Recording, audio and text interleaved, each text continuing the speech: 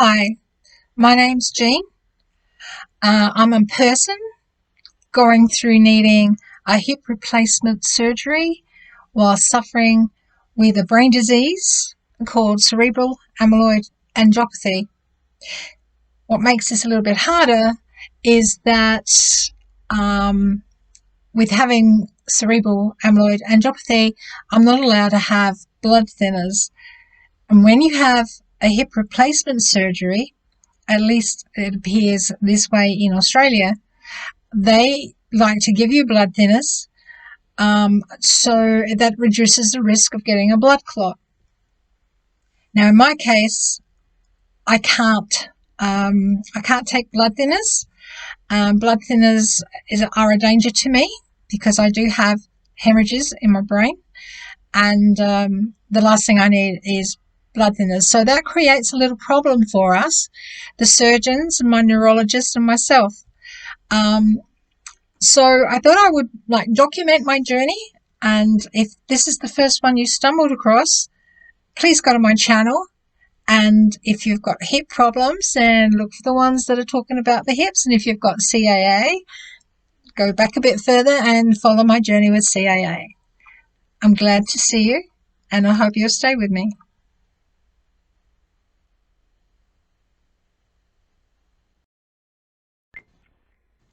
Okay, so if we look back at the last video that we had, I told you or let you know that I was actually going to change my specialist. I'd gone to see another specialist, and I don't know, I just didn't feel it with this specialist. So I decided to get a referral from my GP and go off and get a second opinion, and actually from an orthopedic surgeon that had operated on my shoulder quite some years ago. So I've had that appointment now, and it basically said the same as what the first hip specialist said, that he prefers to give blood thinners. In fact, that's the norm. I told him that I had CAA and the risk that having blood thinners creates for me. And he actually suggested that I need to see my neurologist and have a chat and see what he felt was the best option for me. And at the time, this was back in December, and at that time, my neurologist had just gone on holidays over Christmas for 2 months. So I've been waiting and waiting for him to return. I did leave messages, but he was on holiday, so I wasn't really expecting a lot. So as I say, I went off to see the new hip doctor. I'll call him the hip doctor, or Dr. Jegan.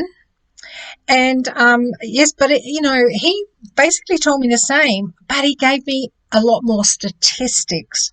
So he also suggested, the first guy did, and same with Dr. Jegan, that there's maybe a way around this if I was not going to have blood thinners, was perhaps have a filter inserted in one of the veins, and it's called an IVC filter.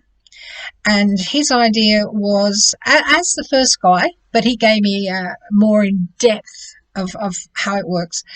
And what happens is the IVC filter gets inserted into a main artery or vein, and it's done a day before the surgery.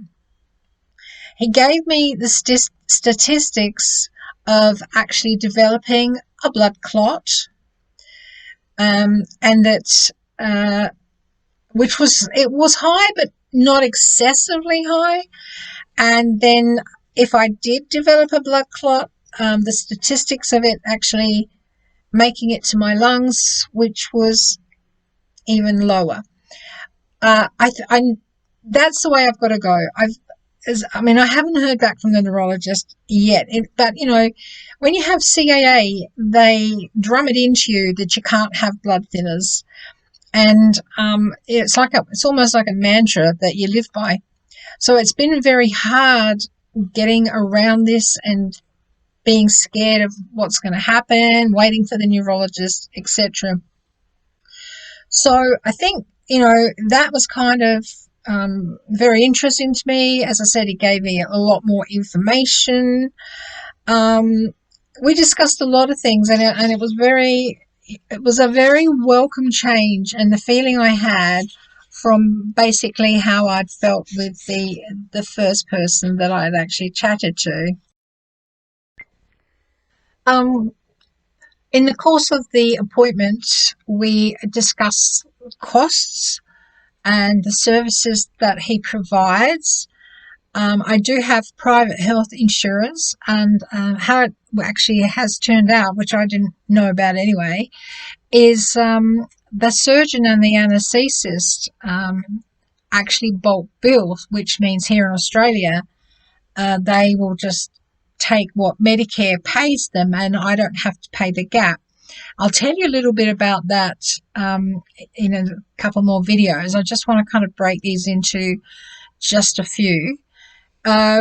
We've decided that we will have another appointment in a few weeks because even though my neurologist has been away, I already did have an appointment booked with him for the 19th of March anyway. So even if he doesn't get back to me now, I've got an appointment, so I'll be able to go there and I get that sorted. So that's the 19th of March. I have also booked on the 20th of March another appointment with Dr. Jegan, and I'm hoping that in my hot little hand I will have a letter of some kind to address with Dr. Jegan. We're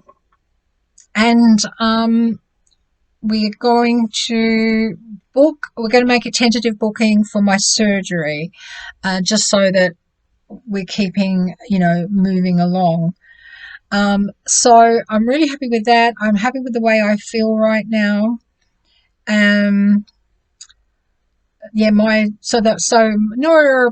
Neuro appointment 19th of March, and then see Dr. Jegan the 20th of March. So right now, that's as far as I can get. So I'm just going to leave this video here. I'm just going to make very short videos as we go. And I'm going to actually make a couple today. So I won't change what I look very much. I tell you, this is all sending me grey. If you look back at my other videos. Anyway, okay, so thank you for being with me. Follow me, especially, it's a very interesting subject, especially if you have CAA, and to find yourself in these circumstances because I haven't been able to find maybe one person that didn't have blood thinners, but I'm not sure they had a hip replacement. So we'll just see how that pans out. So please join me in the next video, and just see how we go. You have a great day and take care of yourself.